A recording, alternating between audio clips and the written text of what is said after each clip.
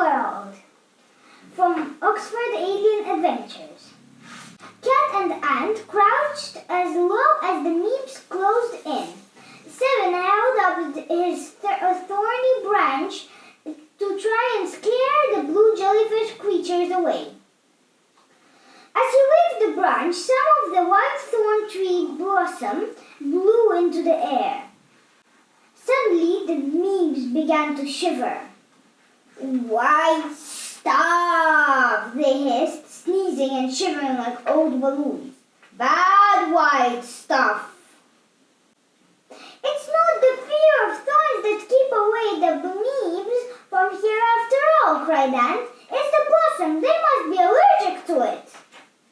Seven zoomed up to the trees.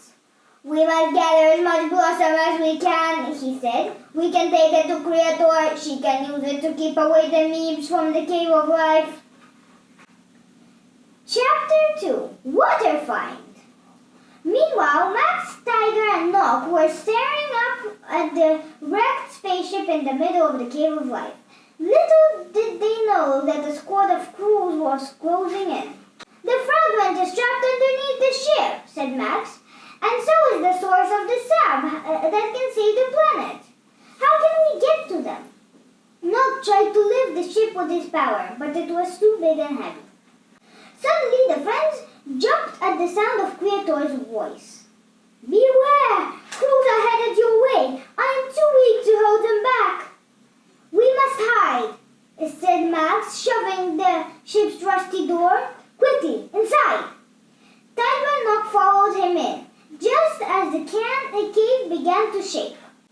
The friends peered out of the spaceship as rocks exploded from the sealed entrance. 8 metal spheres smashed their way into the cave like wrecking balls. One of the crews unfolded. Its eyes glowed green as it pointed to the ship. The other crews rolled over and started smashing into the ship's side, making it shake.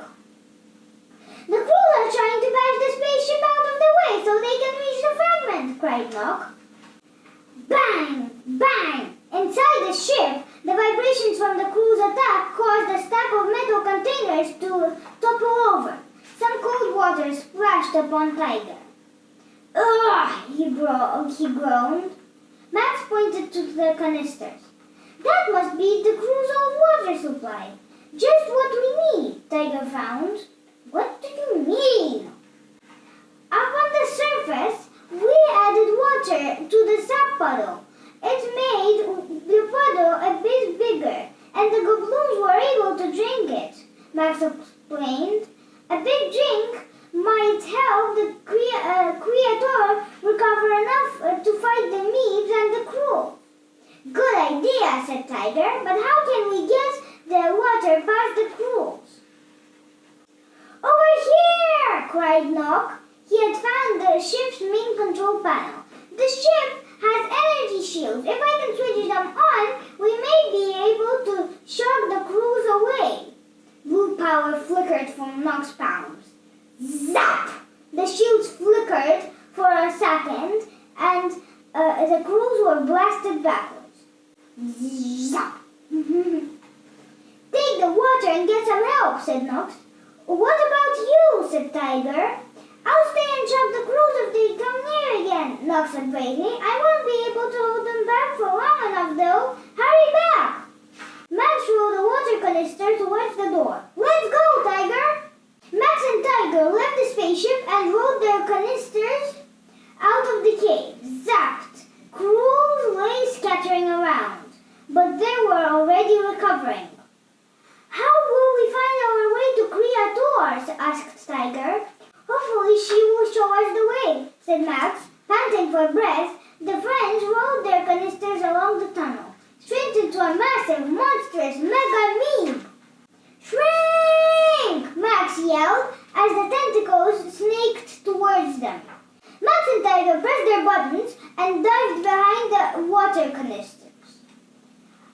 Suddenly, Cat, Ant, and Seven appeared from a side tunnel. They threw fuzzy white blossom at the mega Meep. It hissed and backed away, vanishing into the darkness.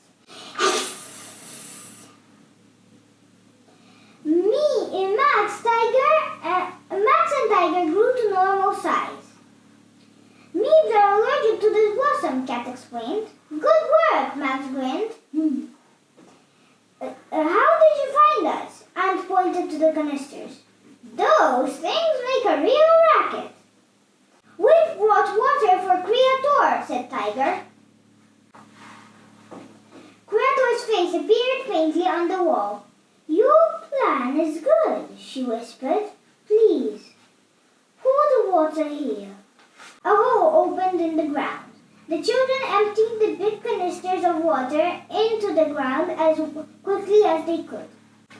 Ah, thank you for the drink. Creator's face glowed brighter. I have not had a drink in such a long time. Where's Knock? Asked Cat. Max explained that Knock was trying to stop the crows from reaching the fragment. Suddenly, the sinister sound of hissing of the Meebs carried through the tunnel. Cat held up some thorn tree blossom. If the Meebs can't bear this stuff, Creator, if we had more, we could scare them all away. Creamar's nature is mine to command, said Creator. Now I feel stronger, I can make more. Creator closed her eyes and concentrated. I sense that all the Meebs now are underground. I will pour a row of thorn tree blossom through every tunnel and drive them out. We must go back and help Nog, said Max. He's depending on us. Go quickly, said Creator. He's in great danger. Chapter 4, The Final Struggle. As the children and Seven hurried back to Nog, a storm of fluffy white blossom filled the air. It's like being inside a snow globe, Tiger said. The moans of the Meebs echoed through the tunnels. The blossom was forcing them to return above ground. Finally, the friends reached the Cave of Life.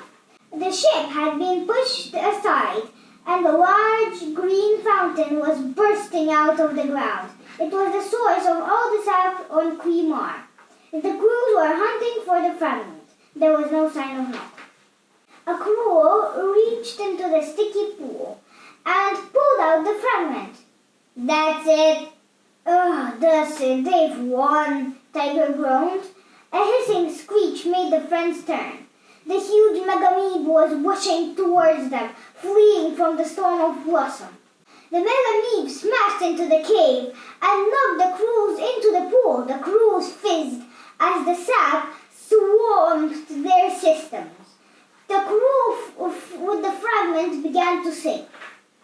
Oh no, you don't! Seven stretched out one of his arms.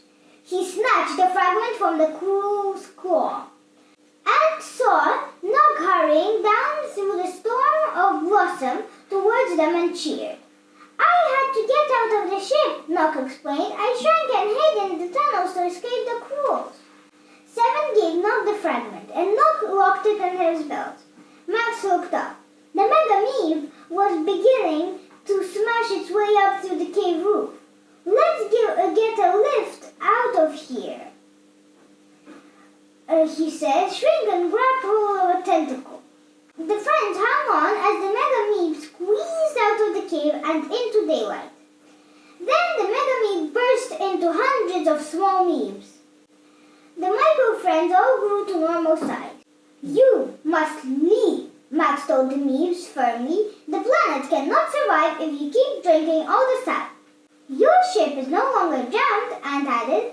After a few repairs, you will be able to fly back to your own planet. Very well, said the Meebs together. Nog smiled.